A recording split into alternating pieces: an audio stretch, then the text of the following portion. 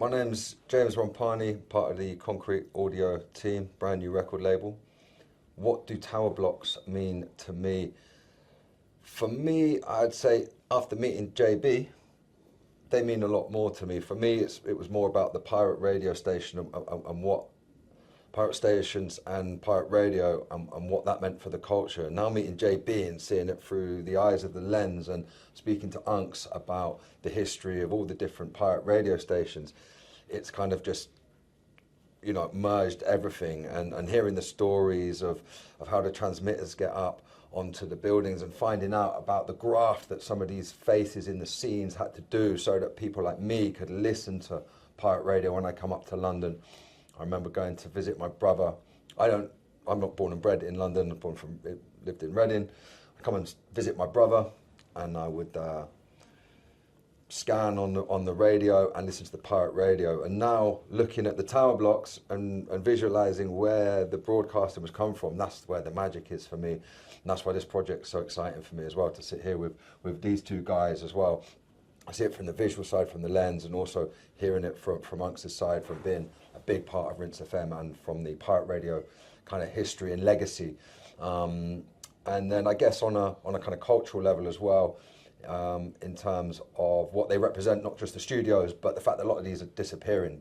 So they pinpointed a time in place of a culture and a certain music style that was big at the time, with jungle, and then my personal history with kind of grime with the Urban Nerds crew and dubstep blowing up, and how that all fits into the whole conversation is super interesting for me. So yeah, this project's more than just you know, a record label. It's got a lot more depth to it, and it's exciting to be exploring the history behind all these tower blocks, because I'm learning as we're going along, and it's amazing.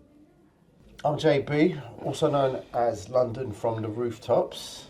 I've been photographing, documenting London's social housing tower blocks with my camera for over 20 years, inspired by pirate radio. That's what got me excited about tower blocks in the first place, because I knew that my music, my jungle music, it was being broadcast from the tops of the local tower blocks.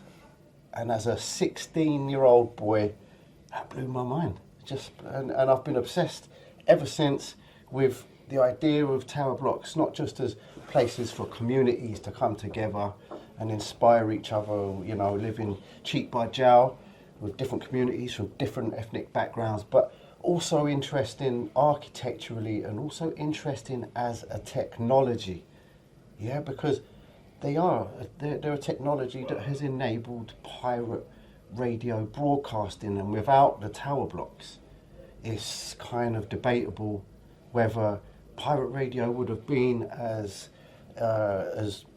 extensive as it could have broadcast maybe from the roofs of some houses. But it's the tower blocks that really made this music thing possible, and that's for me there's always been a real link between the architecture and the music. I'm Uncle Doug's, and yeah, what do tower blocks mean to me? So, growing up in Dagenham, even though it wasn't technically London, it was on the outskirts of London, so we had tower blocks that I grew up around, and I remember as a little kid looking at them always a little bit, not scared, but they always looked a bit grey and a bit gloomy. And then as I got into my teens, it was where the glue sniffers hung about, or the underground garages is where you went to smoke or do stuff that you didn't want the world to see. So they always had this air of I don't want to say trouble, but they had this air of real grit and real council working class people growing up on top of each other, and everything that brings. And then pirate radio entered my life, and it before I got onto the radio, it just fascinated me that there was just people in these tower blocks all around the place playing music that we could listen to. Before I even understood the technicals of how they did it, it fascinated me that a guy was playing music in a tower block illegally that I could listen to. That was the first thing. Then I fell in love with pirate radio and really wanted to get on it. So my first sort of experiences were DJing in a tower block in a place called the Mardyke Estate in Rainham in Essex. And just the rules that came with it, like you couldn't take a record bag because obviously it's illegal, so you take a Royal Mail bag or a carrier bag. You couldn't get a lift up to the floor that the studio was on because you didn't want everyone going to the same flat, you know, every 2 hours. The neighbours would notice. So there was a lot of them things that I had to learn, which was like born out of being in a tower block because there was 80, 90 flats and you're playing loud music illegally in them. You've got to try your hardest to cover your tracks. But then that evolved into putting aerials up and transmitters and the sort of, I would say, the Rinse FM side part of my life. And that was where I really started to get on the tower blocks and spend a lot of time on top of them. And the music side of it's one thing, the transmitters and the aerials and all of that, but the beauty of what your surroundings are. I mean, when you're in the dead of the night and it's quiet and you're up there putting up your aerials, sometimes you take a look out and depending what way you're facing and where your block is, there's parts of London and parts of Essex or wherever, and it's quiet and it's a really beautiful thing. So there's that side of it that we forget about. But obviously for me, the pirate radio, you know, the tank room, the sounds of the lift, feeling scared when you see the police coming round, but they're not actually coming to that block, but they're going nearby, but you see the blue lights because you're on the roof. All them things there, it deterred a lot of people. I loved it, and I know there was loads of people out there because I know a lot of them that thrived off of that. So tower blocks to me are more than just a building that people live in. They're a part of, I guess they're a part of my DNA almost these days. I've spent so much time on them, and they've been a massive part in the cog in the machine of giving me what I love, both as a listener and as a DJ. They've been the backbone of everything that I do. And without the tower blocks, I think one of the guys said earlier, we may have broadcast, but it wouldn't have been as far and as wide, and maybe it wouldn't have worked as well. So yeah, God bless the tower blocks.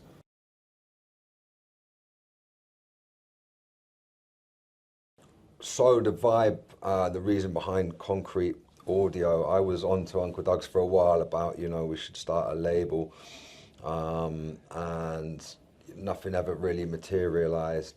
I was working with Alan 3000 Bass, big up Al 3000 Bass, and then I don't know what changed, but managed to persuade Unks to, you know, come round to the idea of looking at putting a label together. And then he mentioned JB, and I was aware of JB's stuff. And then as soon as I saw the tower blocks, and we sat down, we had a coffee, we had a drink, and we talked about the correlation between the tower blocks, pirate radio, and the sound that we want for this label, which is kind of well, he's the gatekeeper. I keep throwing stuff up there, and it's like some of it, you know, keeps batting it back. So, you know, it's kind of, you know, what the Vibina sound is, it's the undiluted sounds of jungle, and combined with the kind of visual elements that JB is bringing to the table with the tower blocks, and just that merging that has given it some good foundations.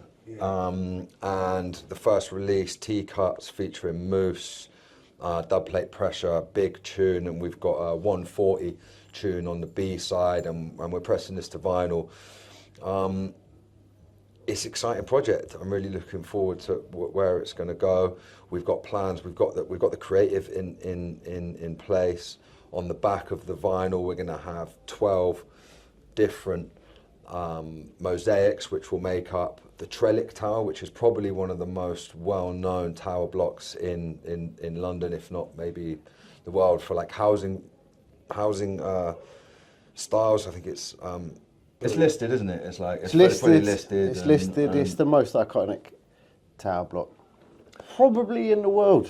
Yeah, definitely in Britain. Yeah, definitely in Britain. 100%. I see, as you like leaving West London, you know, going out to go and visit folks, you see it, and it's just like it's there.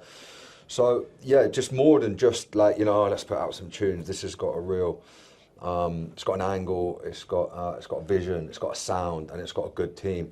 Unks, JB, and also big up Alan from 3000 Bass, who's looking after the label management for us as well. So looking forward to this journey.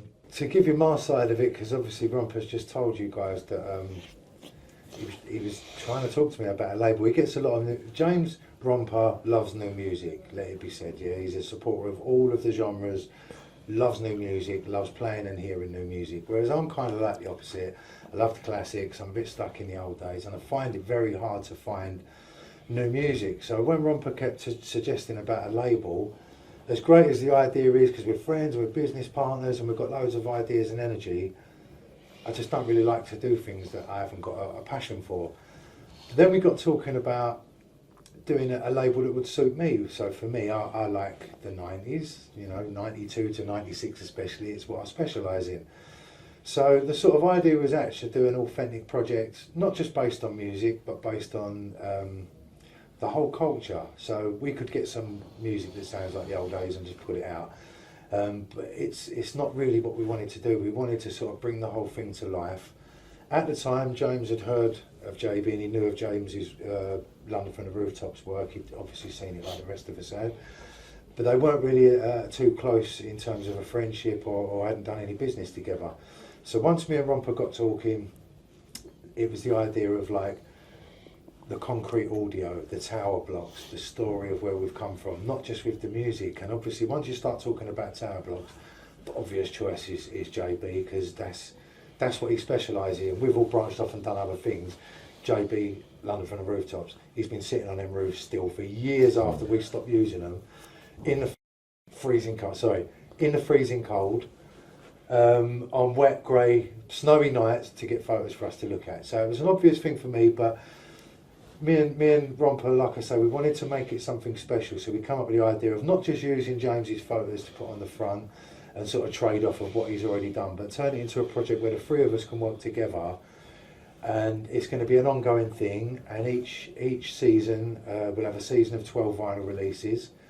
Them 12 vinyl releases will have iconic blocks on the front, which will be limited edition, and then on the back, the 12 vinyls of the season will make up a 36 by 48 rectangle of Trellick Tower, which is probably the most iconic block, if not in the UK, maybe even the world. So the music side of it is one thing, T-Cuts, MC Moose on the first release, and then we've got some established people we're working with, and we're also bringing through some new talent as well. So we shout to Kellaway and Overture, and then I won't say the established stuff, you don't need to know their names yet, but we're bringing through some new guys that you've never heard of, so that's important as well. They understand the journey and the mission that we're on. And yeah, I've never actually cared for running a label or for the last however many years cared for new music, but all of a sudden, thanks to Rompa, it's given me a new lease of life. Getting JB involved has given it, it's more than just a music project, like I say, it's a real all-round thing, and it leads on to James, JB has got an exhibition doing all of his photography bits and bobs that he's got coming up later in the year. So it's almost like our paths are crossing all the way along, and everything will help everything. So we look forward to you guys seeing all the stuff that we've got coming, but I mean, JB is going to have a version of how we came to him and bothered him and pestered him for his wonderful photography. But again, we're all cut from the same cloth, so it's almost like a match made in heaven. It was like the project that I had always wanted someone to propose. Over the years, like, I've done a few like album covers and that, yeah, and I always thought to myself, why have I not done more? So sometimes I take photographs, or over the years I've taken photographs, and I'm editing away at home, and I'll cut things into squares, and I'll go, that would make the sickest album cover, and and it goes nowhere. And I've hoarded these for years. I've just hoarded all these like really like geometric patterns of like London's like sonic architecture. Yeah, but she's been sitting on it thinking, who cares about this? Just one day, yeah, man. One day this is going to see the light of day. I'm going to bring it out, and it's going to become a thing. And and you got in touch with me just as I was going through the archives to bring it all back out for the exhibition, which is called Concrete Sounds. And you were like, we've got this thing, and it's called Concrete Audio. I'm like, right, we are all going in the same direction. Yeah. So linking up made pure sense, and like this kind of format, the concept of just of turning tower blocks into 12-inch vinyl covers. Yeah, man, I've been waiting for this, bro. Trust me.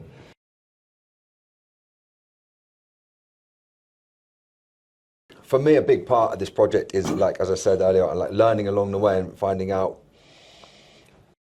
like what happened in these blocks, which radio stations were broadcast from where at what certain time. And you called up Slimzy the other day and was chatting to him, and he was like, oh yeah, that's an H block, and it was this, and Rinse was there at this time. And then it's almost like you know, what artists were running through those doors at that time. You know, you've got people like Dizzy and Wiley, like making their careers out of that pirate radio. From my perspective, looking in, wanted to ask both of you what, specifically in terms of pirate radio and your personal relationship with it, what was the one block that like stood out for you, that was like seminal within your DJ career? Yeah.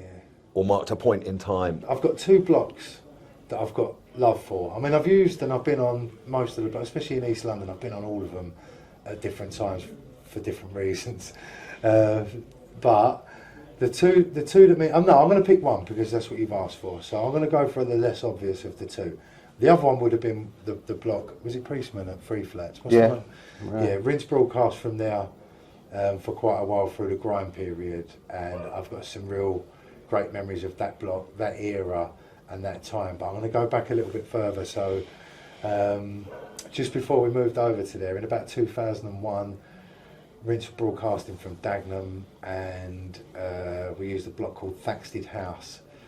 And when I talk about this story, I call it the Battle of Thaxted House, because it was almost like it's the most direct conflict I've ever been involved in with a station, with the authorities. So Thaxted House, we had a studio in Dagenham. Thaxted House was just across the road. The studio, if you watch Channel 4's Faking It with George the lawyer, who wanted to be an MC, when they go to Rinse FM on that show, that's the studio we was in at this point. And the tower block was literally across the road. You could see it at the studio door. And at that time there, Dizzy Rascal and Grime, Dizzy especially, but Grime was starting to blow up, and people were starting to really care about what Rinse were doing, because we was sort of leading the way in that moment. And with lots of listeners and lots of phone calls and opportunities comes lots of attention, comes the law. You know, they don't want you thriving and whatnot, and they saw that. So there was a time when they took us off one time. I remember it was 3 times in one day. So transmitters back then were about 300 quid, 350 quid. We lost £1,000 in a day for a radio station with no money, and back then none of us had money. There wasn't no drug dealers funding stuff like the popular press would have you believe. We was just kids or youngsters trying to get around. I was a postman, you know what I mean? So we didn't have a grand. So that day there, Wiley actually lent us £300 that day to get Rinse back on again. And you know, had that not have happened, maybe Rinse never would have come back on again, because we was at the end of our tether. But when we went back on that day, they never come back out again for a little while. Now, unbeknown to us, they were setting up traps to catch us. So we just thought they'd give up. And I don't know this for facts, but as far as I know, we were that was the first block that had cameras and lights and alarms installed to the local police station. So when we were going up there, now when you get to the top of a block of flats, I'll explain it to you in case you don't know, there's normally a box on the wall with a ladder inside it. So if you had the key, you could get the ladder out, pull the ladder around, go up, undo the hatch, push the hatch through and go up. If you didn't have the key for the thing, you get on each other's shoulders, get the key, once when he is up, pull the other one up, boom, job done. And then they changed the locks from basic locks to girder keys, and they tried to make it more complicated, and we got round them things. And I mean, I've seen people climb out the tower block window up onto the top of the roof to open the latch for us to, you know, it's stuff that scared me then. As a bigger man, it makes me feel sick thinking about it now. But anyway, Thaxted House. So when you open the door, you would poke your head up, and the light was already on. So as soon as you were turning the key, the light would come on inside the thing. And then as soon as you poked it up, it would automatically switch your camera on. It was in your face. You couldn't see that camera, it was on the far wall. But obviously the first thing you do when you stick your head through a hatch is you look. So you bang to rights, they've got the camera in your face, and then what they were doing was, it was setting off an alarm at Dagenham Police Station. Now, it took us a while to suss this out, because we kept going on the roof thinking, how the police knowing that? Like, every time we go on there, they know. Then we had a friend on the council, and a friend on the council said to us, they've set up cameras on that roof, and they've got things going straight to the police station. Sure enough, when we got up on the roof next time, we got there with masks on, like they haven't already caught us a million times. And there's a camera that's switching on, and the light, because we kept thinking we're switching the light off when we're leaving, but every time we got there, the light's on. Just didn't even think, you know, stupid looking back. But so they had all our faces on camera. They was ready to come and get us, but we didn't care. We needed to get the radio on. So at that time we bought the first 300 watt transmitter that Rinse ever owned. I think it was £600 from a guy in West London, top end gear. We was like going to be the kings with this. Once we switched this on, we was going to get to Brighton and all over, we had all these dreams. And for how it was, we only had a limited amount of time, because once we cracked the hatch on the roof, then the police would come in. And Dagenham Police Station at Dagenham East is about, from when they get in the car to get into the block, is probably a minute and a half tops. That's what time we've got. So we hatched out a plan. We had like Obbo 1, Obbo 2, Obbo 3. So there was me, Genius, Slimsy, Sterling, Aubrey, a crowd of us. I think Aubrey went to the police station, someone else sat on the roundabout, someone else was outside the block in a car, and then we're up on the roof and we've got our roll. So I've got the transmitter, Slim's got the aerial, G's got the cable coax to make this all straight, Sterling's going to stare off the roof to make sure how far we've got before the police come. And then we've got spotters along the way to tell us, like on the phone, like the police have just left the station, they're coming round the roundabout, all of them sort of things. So we're kind of treating it a bit like a military operation at this point almost. And so we're all there, we're like ready, go, crack the thing, up we go out onto the roof straight away, aerial up, plug the transmitter in, straighten the cable out. Then we get the phone call, they've left the police station. You're like, right, they're at the roundabout, now we can see them coming down the road, the blue lights, about 4 cars coming down the road to come and nick us. But to get into the estate, you had to turn off the road and into the estate. So what we done was we got one of our friends to pull a car across as they was coming. So as they come and do the old, oh sorry, I've stalled the car, you know, that one. So it's like Carry On, isn't it? It's brilliant. So we got the area up, we got it on, bang, switched it on, the green light come on, and we're good to go. But then we've got to get off the block. Now the police are coming in on the ground floor. What we do is we called the lift up to the top and held it on the 16th floor. So they've got to come all the way up the stairs or wait for the lift to come down. So that gives us an extra few seconds to get off. Luckily we had a friend, God bless her, Claire Homer, one of my best friends from kids. She's passed away, but she lived in Faxted House on the 10th floor. So we had 6 floors to come down, they had 10 to come up to catch us, and obviously coming down is a lot easier than going up. So by the time we got off the roof, the police are in the block, they're pressing the lift. Obviously the lift's we've held it on the 16th floor, so they can't get in it. So we come running down, we're bombing down the stairs now to get down to Claire's flat, and we can hear them coming up, shouting and coming up the stairs. And when you look over, you can see their hands coming round the rails. But we got into her flat, boom, shut the door behind it and all that. So we're looking at the little spiral now onto the landing, and Claire lived in the middle one. So her flat, you could see straight down to where the lift was, and then there was a flat that side and a flat that side, and then the same on the other end of the lift, on the other landing. So we see them come in the thing, and then we're all like, like kids, shh, we're in someone's flat, shh, shh. And sure enough, you're like, on the door. Claire was old school, mate. She once shook of nothing, mate. I see her knock geezers out when we were kids. She opened the door, she was like, what? Like, we've had reports of her. She went, not stay, f*** off, shut the door on them like that. We're like, yes, Claire. They were looking in the little fire cupboard. I don't know what they was trying to find. They went for everything. In the end, they fucked off, left us on. We had that transmitter up there for ages, mate. And Nice. Yeah, that I know it was a long-winded story, guys, but that is why Faxted House is my favourite block, because that moment there, that is pirate radio history. And you know what, quick one, mention those who there was, Slimsy, Genius, Aubrey, Genius, Sterling, Aubrey. There would have been a couple of others as well. Massive respect to those guys, because that's like, you don't realise that without the graft of that team, that A team, bruv, it was military. What it meant. Like, I don't think people would be doing that now, because it's harder to do it with CCTV and security and all of this kind of stuff. But that for me is the real Sterling went on to take my job. When I left Rinse, Sterling ended up running the radio. So he always gets left out of the Rinse folklore stuff.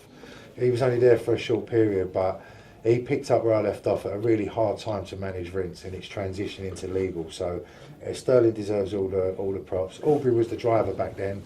He'd bring us Mackie D's to the block and that, you know what I mean? When we was up, sometimes you're up there, people think you're up and down. I've spent 12 hours or more on a radio block through the night and through the day. People think you're up there just in the night and all, like broad daylight on a summer's day, trying to put up a massive aerial, the rig won't come on your stuff, someone's going to bring stuff to the block. Before you know it, 2 hours becomes 4, 4 becomes 8. Jesus. You have to ring man and get them to bring food to the block for you because you haven't eaten all day. So Aubrey, he was that guy that whatever we needed, he would bring it to us, or he'd drive us somewhere if we needed to go B&Q to get bits. Aubrey was the guy. Fair play to Aubrey. So they're unsung heroes. It's all been talking about me, G, Slimsy. We did. When did Rinse get its license? It was like 2010, I do believe.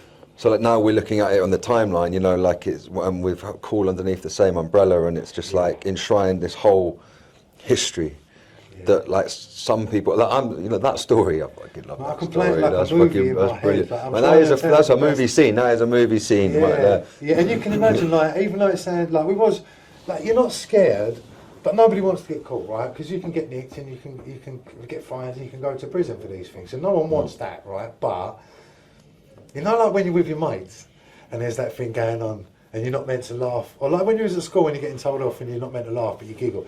It's like that as an adult almost, like running down the stairs. I can see it in my mind now. You can imagine there's like 5 or 6 of us bombing it down from the 16th to the 10th, shouting out stuff to the DTI, and I won't say because I don't want to swear on this, but shouting stuff down the thing to them. Do you know what I mean? It was like, it's almost like football hooligans without the violence, that camaraderie that Pirate gave us. Yeah. And in that moment, I don't think I've ever felt it as much as I did on that Facts Did Us moment. Like the way we put that together and the fact that we executed it and we got away with it and we watched them drive off and then we went back to the studio and switched it on and boom, Rinse was born. It's like the phoenix out of the flames every weekend. Like it gets burnt down and then all of a sudden a new bird comes out and then there's people like me, Joe Blogs, just like, oh yes, it's on, and not knowing about all that stuff that's going on. JB, what about your one block?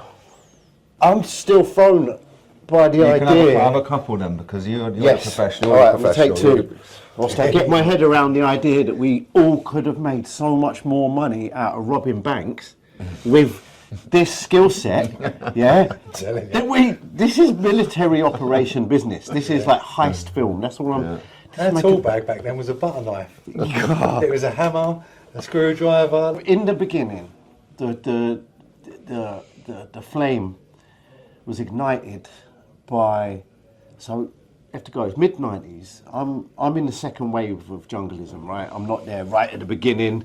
I'm just a young teenager in the mid-90s, just catching a few documentaries and radio shows and word of mouth, not going raving, but just, you know, knowing enough to know that the Nightingale estate was, for me, it was Cool FM, right? It was famous for being Cool FM, wasn't it? It was, and really passing that place on the train and sit on the train. My background, I didn't do what Doug's is doing. Mine was inspired by stories like that, and just being a visual person, just looking. And I used to go past, because it was 6 blocks, 5 of them been demolished, long time back, right? But you didn't really have many estates like with 6 tower blocks all close together like you had there. And I used to just sit on the train just looking out the window going, oh man, that's jungle. That is jungle. That place is jungle. All them cool people, man, that's jungle, like in that. Also, the Broadwater Farm was kind of, I lived quite close to Broadwater, so that was a big influence. And again, like, talking about influences, this is the mid-90s, and one of the things that had really blown my mind was a French film called La Haine. And La Haine was set in the suburbs, in the French Paris ghettos, right? And it was filmed in black and white. And I lived close by to Broadwater, and I just thought to myself, I wanna make London look like that film made Paris look. This was all going through my mind at the time, and I remember by the time I got to university in my late teens, I remember they said, what do you want to do with the rest of your life? Like, why are you here? I'm trying to learn media. And I was like, I want to do the London La Haine. That's it, the London version. And that is what I've done. Yeah. In a way. I haven't made a film, but I've done something different. You've done your version of the film. Well, you said like the Nightingale, it's not there anymore. So you captured that in history. When we come round to yours the other day and we're looking at all the stuff and you two, I'm like, what the hell? Like all the history and even the Broadwater Farm, big up Paul Ibiza as well. Yeah. Of course. Or just the history that surrounds it is fascinating. It's fascinating, and do you know, let me just say, before I forget, I remember going to the Cool FM Nightingale like a tourist. Yeah. Like before I got onto Pirate Radio in '95, I remember going there with my mate Spud in the '90s in my blue Fiesta to look at tower blocks because Cool FM come from them blocks. See, this is it. Just to stare at a tower block. Oh, wow. This is why we're doing concrete audio. Centre no, Force and good like Balfour that. Tower. Centre Force. Yeah, and- that's but- Balfour Tower, Balfour which is Tower. the other Trellick Tower. There are two. It's the Trellick of the East. Yeah. It's Okay. right on Yeah. the A13, Yeah. A12 junction. That's kind of known as being the sort of the Centre Force first block in the late 80s. Yeah, that was So important. Nightingale, you mentioned Nightingale Cool FM. Yeah. You mentioned Was it Priestman Point? I think Rinse is probably most famous. Crossways. block. Yeah, Crossways. Yeah, if you talk about, I mean, Faxted is my favourite block because of the story. But if you're going to pick a block out for Rinse FM and what they did, Free Flats, that I think it was Priestman. I'm pretty sure it was. I think it was the middle block. We had a studio that was built inside a room in there. Aerials over the years, before I even joined Rinse, they was part of Rinse's sort of legacy that was building long before I joined. So, yeah, that's definitely important. I mean, Jay's your man because he's done all the blocks and he's researched. so them like all. just some other radio station, other blocks, just like pairing them. I've been doing my research of late. Inviting, and anybody watching this, inviting anybody who ever had anything to do with pirate radio to sort of get in touch. I'm in the process of building a map that relates blocks to the radio stations that broadcast from there over the years. Name me some, because I'm a little bit younger than you, only a few years, and I didn't grow up in London. Name me some pirate radio stations that were obviously broadcasting from blocks. Like we've mentioned, Cool, we've mentioned Rinse, we mentioned Centre Force. What other for people for some of the younger people watching this, listening to this, just name some other stations that were about during that time. So without starting arguments, and there was other stations, and we were first. I think the most iconic two stations that kicked off everything was Sunrise and Centre Force. I mean, there probably was others around. I know, you're going to get people kind of comment. No, we was doing this in.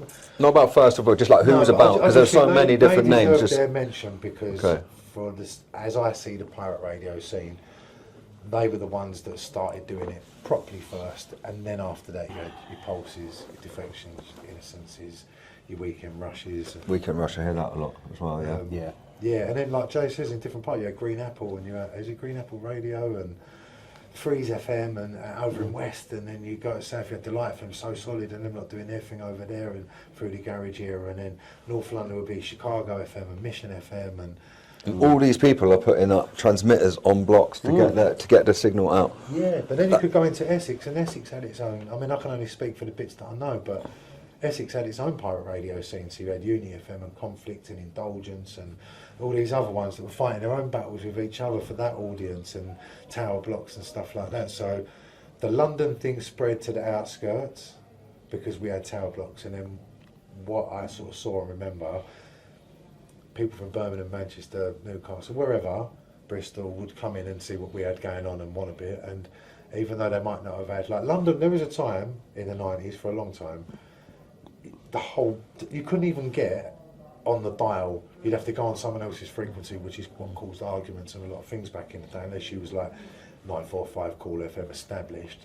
Everyone else would squabble over the frequencies because there wasn't enough room. So yeah, there was a time when there was like an abundance of pirates everywhere, and that spread to other parts of the country. So even though there wasn't, like I say, 50 pirate stations in Bristol or 50 in Birmingham, they had their own little pirate scene that had its ups and downs. But it was a lot harder for them because there were so many of us in London. It was hard for the authorities to contain. Whereas when there's one switching on in Bristol or one in wherever, the minute they get a whiff of that, iron them straight out. We come from we come from going back further. That Radio Caroline, Luxembourg on a boat, come over, and then the reggae stations, and community radio in among smaller communities that were over from other countries and stuff. You got Turkish and the Windrush generation, all them sort of things. They had their own community way of spreading their things. So even though it wasn't pirate, we knew that's sort of like how it got to us. And then your centre forces and your sunrises, apart from the music, they were spreading the info, where the raves were, where to meet and pick up. And that's another point actually. It was the information. It was the information Yeah, centre. It was yeah, before social media, and it was like forget So about that as well. It evolved into advertising. We ended up running ads, but back in the day, well, there was ads, but it was more very, very cheap, primitive advertising, you know. But more so, it was ring this number now, 0860 123 1234. Ring this now, and then there'd be someone waiting for you in a service station on the M25. What were those raves? Just to name some of the raves that were happening that were like working in conjunction with the. Your sunrise, energy, biology, you know, that kind of era. Then you had the warehouse things, which have been Paul, fantastic guy, Beefer, Wayne, and I forget the other guy, he's going to kill me, Andrew, doing Genesis and them kind of ones. So you had the orbital raves that were on the outside of the M25, sort of, that's what I call them, the orbitals, which needed more space in the fields. The pirate stations would let you know where to meet a guy who was waiting for you on services in the M25. So, for instance, what's the services? I forgot. I can't even think of it. South Mims or something like that. You'd all descend now, and then he would take you to where the rave was. So from flyers and pirate radio were like the ways that it would bring the community together. Yeah, you got to that's think, there was a exciting time as too, well when man. it was hard to find the people and fly the people, because it wasn't like now, but there's a network. Okay, yeah. Like trying to find your audience back then, I only go from what I've learned from people. It was a lot harder. So pirate radio was like a blanket way of telling everyone at the same time. 11 o'clock at night, we've got the info, we've been told where it is and that. So flyers can help, but the way that it had to move in that era, they was like mega instrumental in raves. But then Paul Abifa and the like that were doing the warehouse thing, it was the same kind of thing, but it wasn't on the scale. They wasn't doing like huge fields and stuff like that. So they were doing in East London and places like that, finding warehouses, kicking doors off. And but the same thing, it ran through pirate radio, and then by the time I found it and got to be a part of it, it evolved into the adverts were on at 2 o'clock in the afternoon and 4 o'clock or whatever, and it would be this rave here is happening because people weren't hiding in the shadows so much. But originally, when it was all skullduggery, What year are we talking about then? 88 to tail end of 90, I suppose. By 1990, I think Raindance had already secured the first legal venue at Jenkins Lane. I think tail end of 89, early 1990. And then after that, there was a party police, I think they were called Party Pay Unit or something like that, which was the police force that were assigned to stop acid house, basically. And the DTI as well, working actively to to stop the radio. I mean, Centre Force got shut down, you know, partly because the sort of the people that were around Centre Force had other interests previous to Centre Force, so that made the police look at it a little bit, and then obviously they were helping to spread the word. So Centre Force was actually not on for long. I think it was like a year or something like that, maybe not even a year. But the impact that they had, you know, we're still. They're on DAB now and everything, fully legit and everything. Cool. Shout out to Andy and Danny and all the Centre Force crew. They're back and doing probably better than ever. Them and Sunrise were for rave in London. They were very, very. What was the pinnacle year that you were saying earlier on that people were arguing about the number, the dials and the frequencies? When was it like the most chock-a-block, and what was the busiest year in from your point of view? Yeah, I mean I would say the early 2000s were probably the most chock-a-block. I think through the 90s there was a lot of stations, but I think by the time the 2000s come around, equipment was better or not, or like then, right? More people just realised that they could do it, and more people were DJing, I guess, and there was more demand for radio.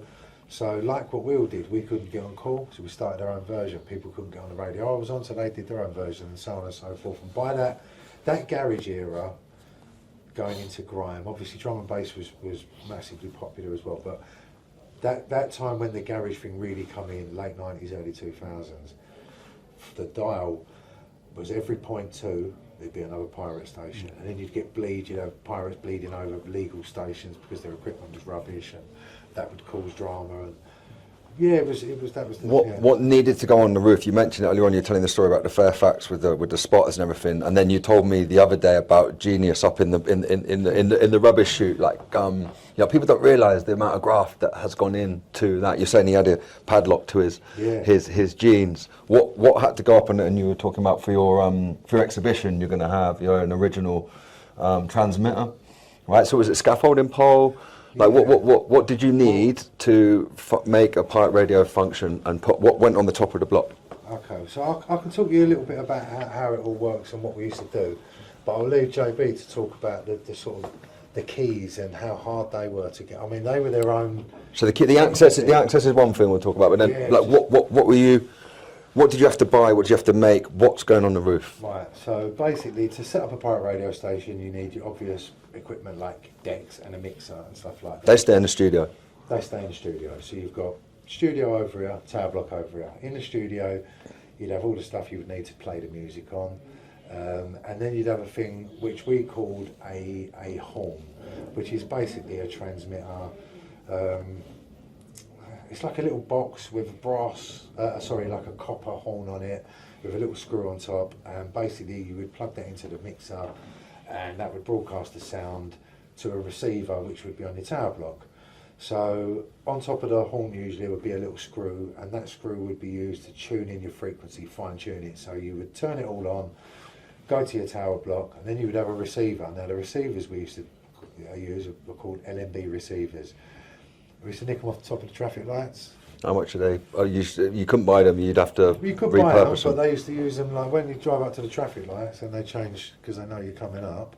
It's receiving the signal of the car coming in. Okay. It worked on a similar principle, so we'd go out with a ladder, just take down a load of the old things, or the sky on the end of the sky dish, the receiver on the end, boom, snap them off. We'll have that. Happy days. So obviously we were all running on peanuts back then. Yeah, we was running on peanuts back then. So it was as much as we could make. That's mad. I didn't even know it's the first time I've heard that. Yeah. Okay. So you'd have your studio here. You're broadcasting through the horn.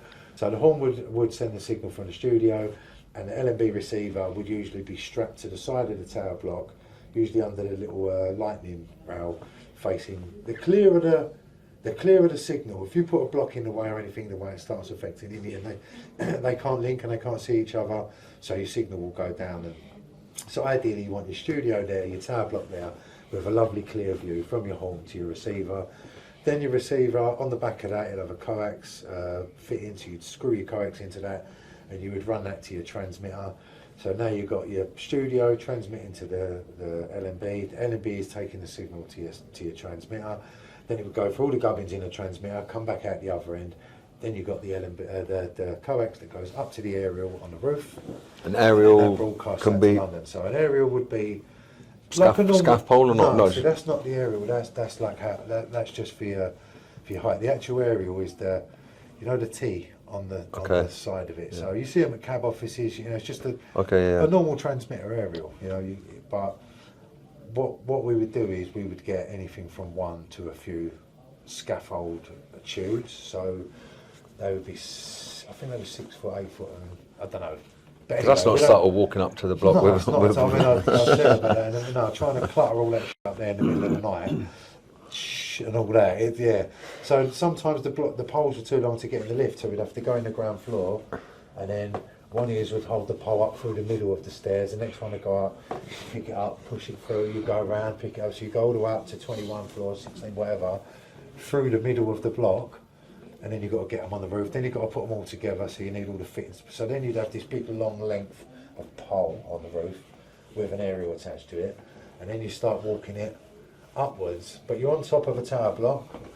Usually the weather ain't great because we live in England. Sometimes it's windy.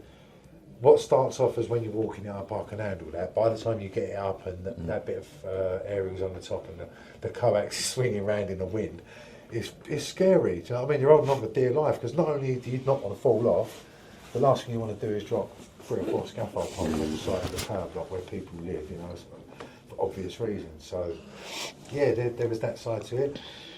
So you banged it onto around the top of the blocks. Usually there's some kind of railings to stop people falling off. We'd get the fittings off the scaffold, as we know, get that all tightened up, boom, boom, boom. make sure all the coax were straight, get in the cupboard, switch it on, or wherever your transmitter was. It could be in a cupboard, it could be in the lift shaft, you know, wherever. You would try and hide it from the authorities and from other pirate radio stations. So the hardest place to get to, whether it be climbing up inside the lift shaft and de-locking it to the top above the lift, or getting down a drain, or climbing up a vent. I mean, I've been on one block, I don't know how they got it up there, there was a safe on the roof. I mean, you might know what block that is, but there's one in East London, there was a safe on the roof with a I think it was Magic FM, the transmitter in the I think it's still in there, I swear the safe is still on the roof. Wow. But anyway, so it was like all of them sort of things that you try to do to keep the people from stealing or taking your equipment. And if the DTI couldn't get it, they would usually chop your coax up into tiny little gut. There'd be like rice on the roof, black rice everywhere. We'd chop it all up because they know we ain't got much money. So even that coax to us was a lot. And you just mentioned that other radio stations are trying to rob your kit as well. So not just the DTI, you've also got beef, not beef, but it's like your football teams. Potential beef, yeah. But the thing is, like most pirates that were trying to do their thing musically, mostly didn't go and steal other people's transmitters. But there was pirates out there that like, it was a bit more scallywag. But there was also people that it was almost like their job. I mean, I could name names now, I won't. But I could tell you there's people out there now that are still active in the scene, yeah, that were rig thieves.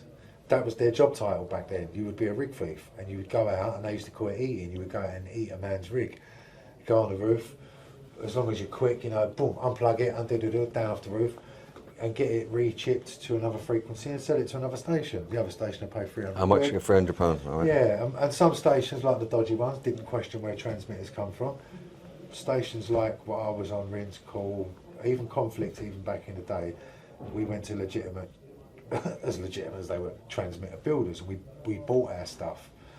But yeah, there was like a lucrative market. I mean, it leads into talking about keys, because keys also were a lucrative market. If you could get into the fire stations and nick a girder or something like that, or get a bunch of keys, we would buy them off you. JB can tell you more about the keys, because he's... You got some of them for your exhibition, haven't you? He's had, and he's still got all the keys. Can I reveal my sources? Allegedly. Yeah, Allegedly. Yes, allegedly. yes. Allegedly. Just remember, I'm No, he's legit got them. He ain't nicked them like us. He's got them properly. You guys is the audio, I'm the concrete, right? Now, my services of taking these great pictures were never services that were needed by the pirates. They didn't go, do you know what, JB, do you want a job just taking photographs of tower blocks? So, I was often employed by, like, councils and stuff. So I've long like 20 years, been working for lots of different kind of like housing organisations and that around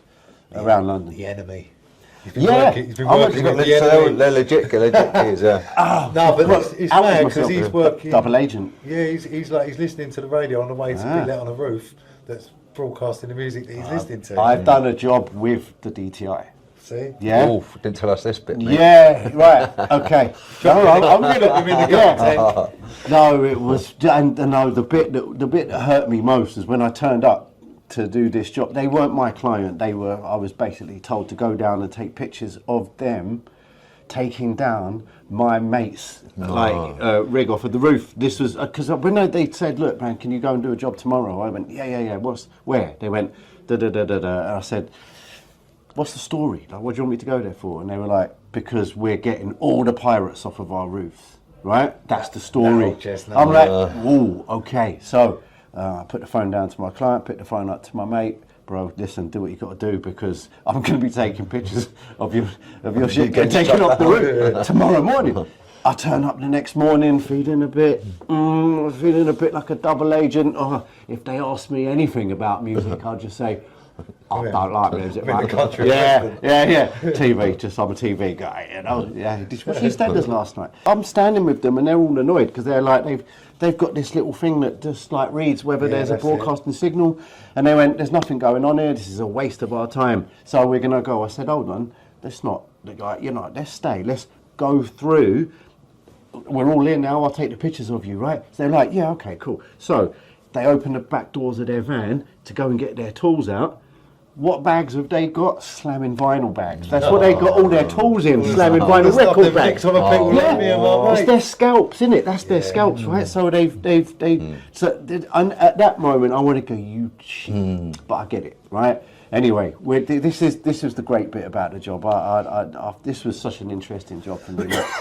Whilst we're up there, these guys are just looking at where my mates like put all his equipment, and they went, "This guy he's good.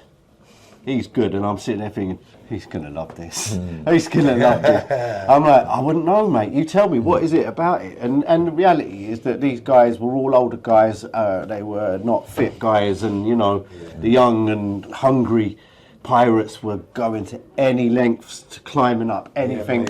Yeah, nothing could stop us, man. But you were telling me, just sorry to interrupt, but a quick one. You said Slimsy climbing out of a window on like the stupid floor, and then the window closed behind him, and he just lifts himself up. Like I've heard stories of other things, but that for me personally, that's the worst thing. Even as a youngster, and we was like, radio's got to be on, whatever.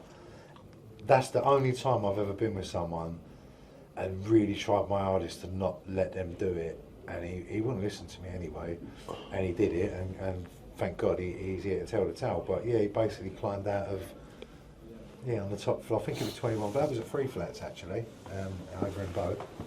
Climbed out the top, the window opened that way, sort of up that. So he climbed out, stood on the ledge. Now you think you're 210 foot or whatever it is in the sky there, stood on the edge, put his arm round, let the window shut, so now he's standing literally on a windowsill, with his arm up at the block, and I just saw his legs disappear, and off he went on the roof. And then just the hatch open. He's like, "You coming up or what?" And it made me feel sick at the time, and I was probably 20 something then. I would have been, I don't know how old I was, but younger than I am now. But when I think about it now, he's my brother. I love him to bits. I love Slim. He's my guy. Big up Slim. But I don't know, man. Then you see it from the other side then as well. Then you're up there with the other bods trying to take it down. You don't know it's like, it's a mad... Do you know how much we went with it? No, but the keys, Joe, I mean, I want to just go back to the keys. How many types of key have you come across to the different tower blocks? And has it ever caused you a problem, not, the key situation? Because they're very strict on the keys. They don't let them out. How did you end up with yours? Yeah, they don't let them out. Tell us some key stuff. They don't let the keys out anymore. The security's got, they added layers and layers to the security. Now, you have to sign keys out and sign them back in. So if I want to do a job on a certain block, I have to do that. But, along my journey, I've been given keys that were no longer needed from generous... way of putting it. Yeah, from benefactors who saw that what I was trying to do was culturally, important. Yeah. So I've got a little bag of keys, and I'm still active. This is and it's fine. Like, the thing is, because the tower blocks now, they're secure. Pirates are not really a thing like they was. The heat is off now. Yeah. All of the camera systems that were set up, they're no longer monitored. So the roofs are for the people who wish to, urban explorers. There are people that go there. I know there's a little community of people that still... Do you bump into people on the roofs? Yeah. Man, yeah, what you said earlier about all those noises and the police and I still get jumpy. Yeah, man. I want to come on a mish with you. Yeah, man. I want to do that, man. I still get jumpy, but not as much as like what I used to.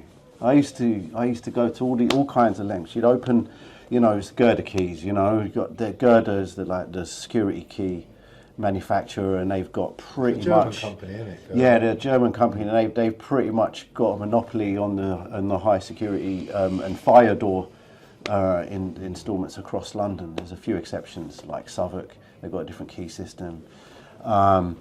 But yeah, God bless Girder. Yeah, Can I ask you a couple of quick fire random questions? Yeah, let's go. What's the tallest block that's either been demolished or was about in how many floors? The biggest block we've had in London. The tallest block that's been demolished. Oh man. No. Or still standing. You just mentioned 20. You mentioned 22, 21, 22. Like what kind of? That were in Essex, they were mostly 16. Trellick's like 33. Okay. That's a Yeah, tall one. that's the king of the blocks, man. Okay. Yeah, we won't count Barbican, which is 40 plus, because Barbican, although it is kind of social housing, it's social housing for the wealthy. Yeah. If that makes Okay. sense. So we'll exclude the Barbican and anything Never new. put an area What was the above. first? Yeah, exactly. What was the first tower block that was built? First, wow, oh man, I'm loving this. No, I'm genuinely interested. Golden Lane estate in the city of London, right next to the Barbican. It's only about 15 stories, got a lovely yellow facade and a nice, interesting canopy on the top, a pagoda. That's What year- glorious. what year was it? Early 1950s. 1950s, Yeah, man, okay. they designed things nicely back then.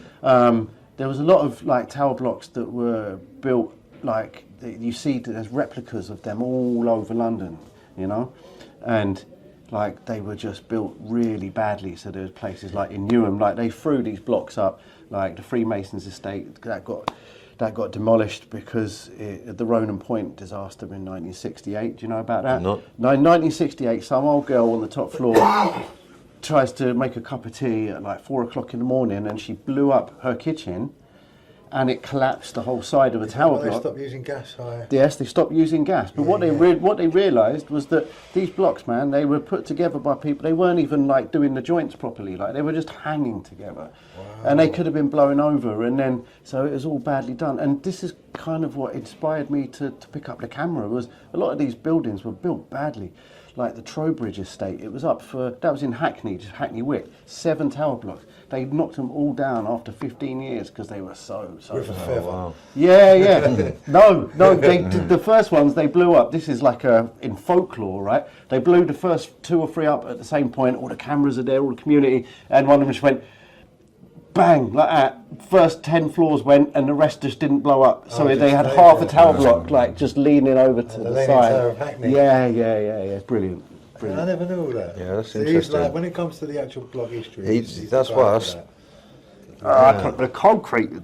No, I like that. That's No, That's just interesting. It's a nice organic thing. Like I met JB, and this should make the cut as well. JB was a famous Call FM listener. Before I got on Call, I used to know these listeners: JB in Tottenham, Trevor in Sevenoaks, Kelly in Harlow, Anita in Charlton. All these big up different Bells people. in Dunstable as well. She's new school. I'm new school. You're on the news. Yeah, so we've got them now. We've got That's- these ones now. So back then, because Call was such a community and such a widespread thing, when I first met JB, I was gassed. I was on Call FM, DJ Uncle Doug's got this show. Meeting JB and Rampage and them sort of people, it was like meeting Brocky and Ron and all them, because they were that famous as listeners. So, yeah, just coming this far and you know, coming from a listener, and we're both listeners, so coming from listeners to when we first met, JB was just starting on his photography journey. I was just starting on my DJ journey, sort of, I guess 2005, 6. Would that be fair to say? Yeah. Yeah, and you know, our careers have sort of grown parallel a little bit in our respective fields, and we've remained friends. He did the photos at my wedding, so you don't get any closer than that. And we've always spoke about these sort of ideas, and nothing's ever come. Takes a good press shot as well, doesn't he? The other day. Takes an amazing not pressure. just- Mate, he's done it's- every photo I've ever had that's worth anything in my life. And now we are, you know, the full circle has been, you know, organic has been the nature of our friendship and our relationship. And here we are now, much like yourself, James. You know, our relationship has been organic, and now the 3 of us, we're like 3 peas from the same pod that have got different reasons for loving what this project is. But together, it's making it a really beautiful and worthwhile, worthy thing. I'm excited talking about this. But to I the can know you. I culture, can see it you means doing. I know something you to- doing. I'm like, yeah. I'm learning all these It means stories. something to the culture, I because love I've it, man. always thought as a label as music, you release music on a label. Never really thought about other things to do with it, and that's what's exciting me. The music's one thing, it's great. Big up all the guys that are going to work with us, and all you guys that are hopefully going to support what we're doing. I mean, on that point as well, This, man, like the, yeah. the visuals of it and the history of what I love, man.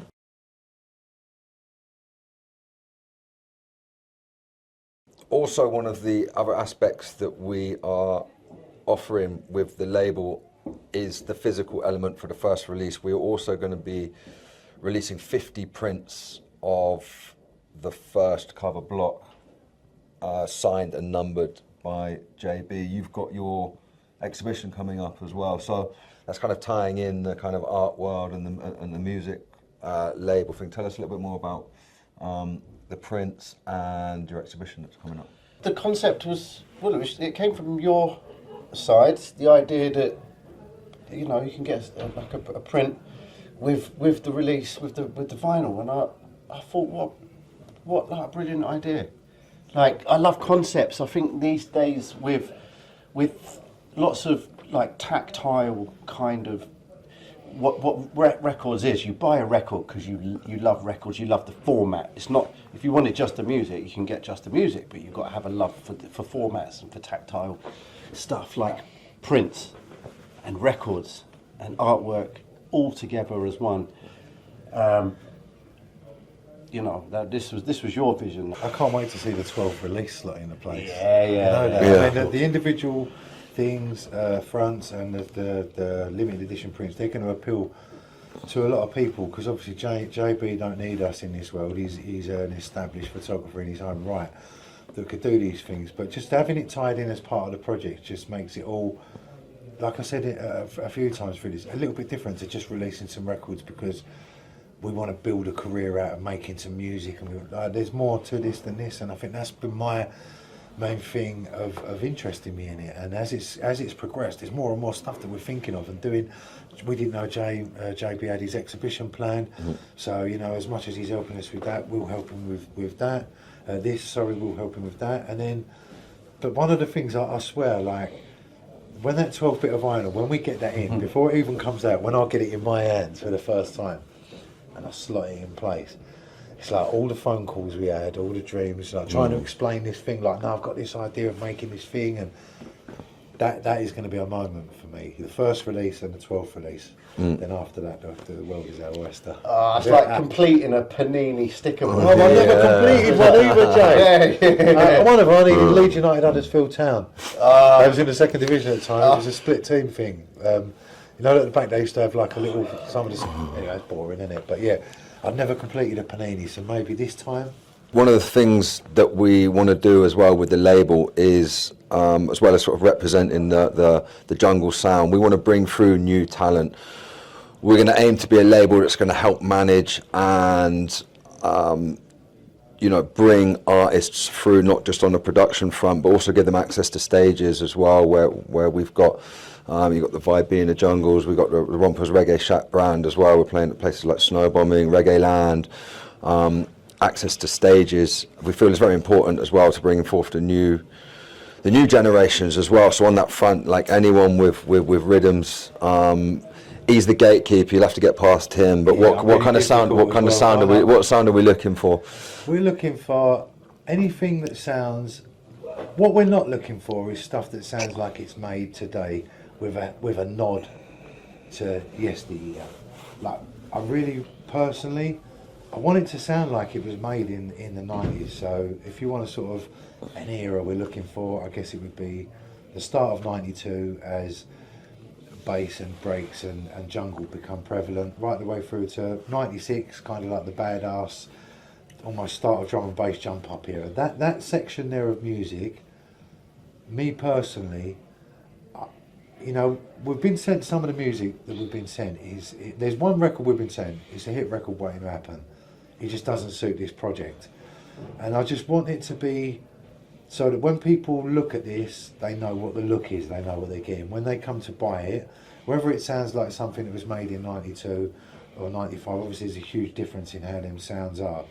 I just want people to know that when they come and listen to this stuff or buy it, they're getting what it, like the rave that I run, Vibina, the radio show that I've done. I've never wavered off of what they are, because they're what people that follow them love. And so if I start playing new music at Vibina, or I turn up and start playing the latest jump up on the radio on Friday, every Friday, it's not what I do and it's not what I've built up. And for this label thing, the reason I wanted to do it and why, you know, it was so important to keep it like this is because I could have done other stuff along the way and I haven't. And I think that this authentic sound is the thing that's going to buzz not just me, but the whole project. And I know there's a lot of youngsters out there that, even though they weren't born in the era that I'm talking about, Callaway being a fine example, they get it, whether it's through parents, grandparents, however they've found this vibe, it's got them. So we want to use our experience and our contacts, because obviously we're old and long in the tooth and we've been around for ages. And as much as that hurts the back and the legs, the mind and the reach is far beyond what the average youngster could probably do for themselves. So our part of the thing is, if you like making that authentic sound, we're a home for that. And also what we can do for you is we can introduce you to vocalists, we can bring you onto stages, we can get you onto radio shows, blah blah blah, the whole machine. And you haven't got to do what people expect you to do to fit into this current sort of, this is what's working at the moment. We're going completely against the grain, and hopefully with our beliefs, with our contacts and with our sheer bravado, we'll make it happen for some of these budding youngsters that we want to bring on board. So yeah, that's important for us, not yeah, it's not just a project stuck in the old days, it's got an eye on the future. But I just think that it's really important that it stays authentic, and that will create its own buzz, because like, you know, what's current is current, and that's all great, but there's always underbellies and underground things going on around what's popular, and we're good at what we do, so hopefully we'll be able to share that with you know, some of you guys. It doesn't matter how old you are, where you come from, what your background is. If you can make that kind of sound that we're looking for, please send it in. The email will be up all over this video and how to get hold of us. We're not hard to find, and you know, if you're doing the right thing, maybe you could end up, forget about the label, you could end up with a bit of JB's artwork on the front on the front cover. I don't know about the rest of it. That's the legacy right there.